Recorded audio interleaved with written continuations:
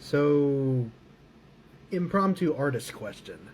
I'm friends with a lot of artists, but I don't really know many except for a couple that actually do this thing that I'm about to show you.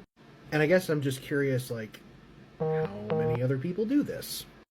I typically paint in watercolor. I like the acrylic stuff, but I don't usually use it. I prefer watercolor, I think. And I don't know. I do it a particular way that I don't think a lot of other people do, but I could be wrong. That's part of this video.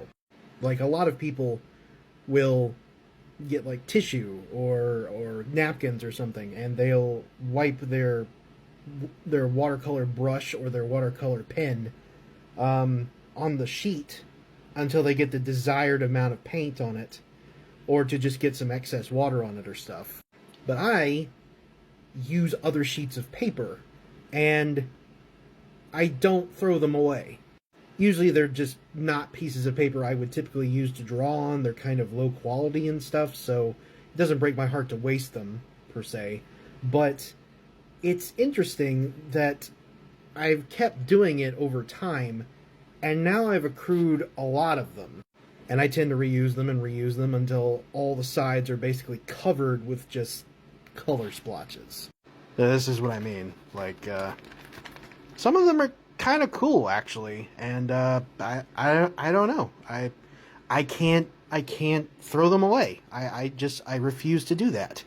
And I keep thinking, like, maybe I'll use them in the future for some sort of like cool project that I haven't thought of yet, and this is a years and years worth of accumulating these things, and I just kind of have them sitting around, just gathering dust and memories. So mostly I'm just curious, like, do other people do this? I've only known one other person, really, maybe a couple, that actually do this as well as I do. And if you do, I would love to hear what you do with them, and why you keep them around. And if you have any ideas of what I should do, that would be really cool. I would be very open to hearing that.